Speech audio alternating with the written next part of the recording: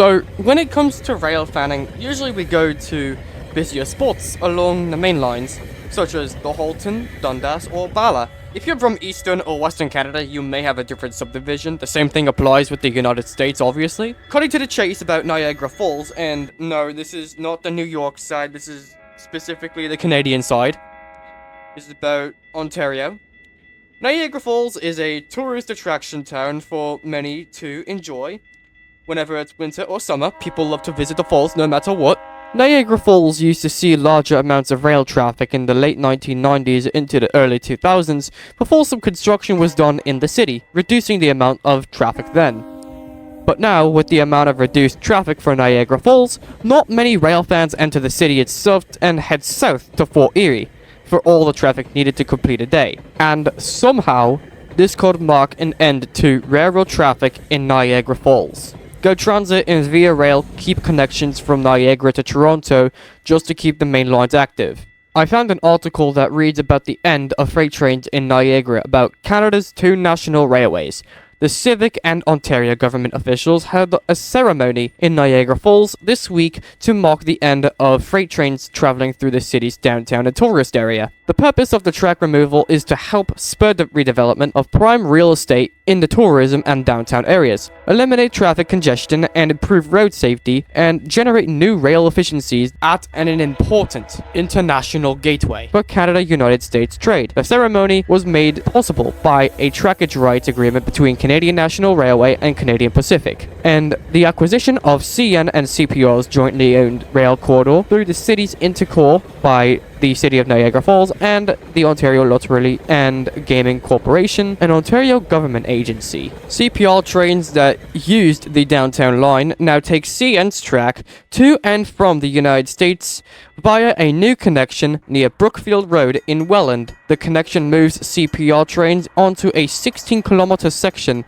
of CN's Toronto to Buffalo main line to reach CSX Transportation, Norfolk Southern and other railroads in Buffalo via Fort Erie, and CN's International Bridge, which connects Buffalo, New York and Fort Erie, Ontario. This could be some upsetting news to some rail fans around the Niagara region. This is possibly affecting the Stamford subdivision traffic, also due to Trump's tariffs affecting the Canadian economy and rail industries, killing America also with this process. According to some Reddit posts on r/GoTransit under "Why is there so little service on the Lakeshore West?" Well, it is believed that many people specify that it's all because of the construction, delaying CN trains to Port Robinson, which is located in Thorold. Construction along the Lakeshore West is also being done with the new Confederation GO station, which is located in Hamilton, although that's not just what's delaying CN traffic.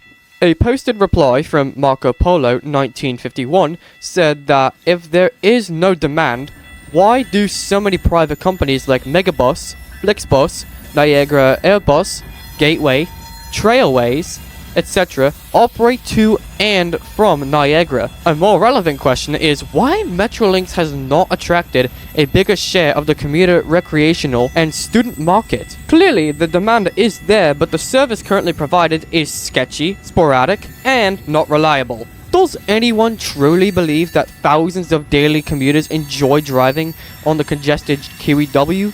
Granted?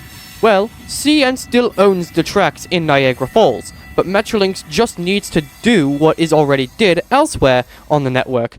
Add a track or negotiate more vigorously with CN. And what other modern developed country prioritizes freight trains over passenger trains and expects all rail passengers to be content with bicycle speeds in portions in the network? Ontario has billions to spend on for skyways and highways. Why is the reluctance to spend significant amounts on passenger rail? Well, let's just put all that off to the side, and let's just put it this way. What is currently being said here is that Metrolinx is just being lazy to try and negotiate with CN to provide more service to the falls. So, GO Transit only ran 3 to 4 trains westbound for Niagara Falls, and GO stuck with that ever since they even started construction on Confederation GO in 2017. Although, due to the tracks under the CN rail network, the GO expansion project towards Niagara Falls was delayed for several years.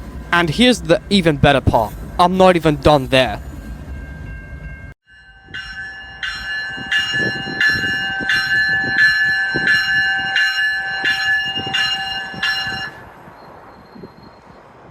Now, we're here in Burlington, and not just any part of Burlington, we're at Aldershot now. And I'm going to explain a little story that some of you may know and some of you may not know. So I'm just going to start explaining now. Back in 2012, in Burlington, Ontario, via train number 92 departed Niagara Falls bound for Toronto on February 26, led by Via Rail F40PH-2D 6444, an eastbound passenger train traveling the Niagara corridor to Toronto, derailed in an industrial area east of King Road, north of Enfield Road in the Aldershot neighborhood of Burlington, Ontario. The Transportation Safety Board of Canada is the federal rail agency responsible for investigating incidents that occur with rail transportation. Officials launched an investigation immediately after the accident. The main investigator in charge was Tom Griffith, who has been a senior investigator with the TSB since 1990. He has led 28 other rail investigations in his career. On March 1st, 2012, the Transportation Safety Board issued a statement demonstrating that the immediate seconds surrounding the derailment, Train 92 was exceeding a crossover from Track 2 to Track 3 at a speed of 108 kilometers per hour, over 4 times the set limit of 24 kilometers an hour. On June 10th, 2013, the final TSB report was issued. The report confirmed that the train was traveling more than 4 times the authorized speed while changing from Track 2 to Track 3.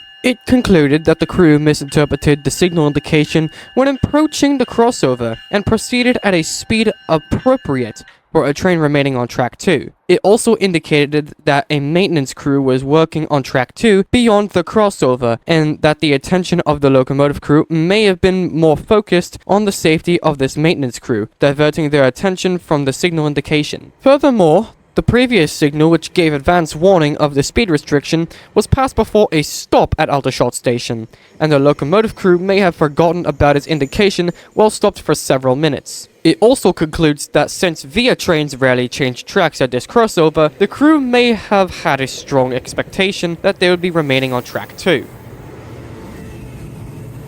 This led to Via 92 to never return back to Niagara Falls ever since. Now, Amtrak runs the Via Rail service between New York City and Toronto. The crews swap in Niagara Falls to continue between New York City and Toronto. And if you're wondering where all the crew swaps happen, it's in Ontario, not New York. Never in New York. So, this is my explanation of why Niagara Falls rail fanning is torture, basically, and why it absolutely sucks. So, this is Via Rail 6452, and thanks for watching. Signing off. Goodbye.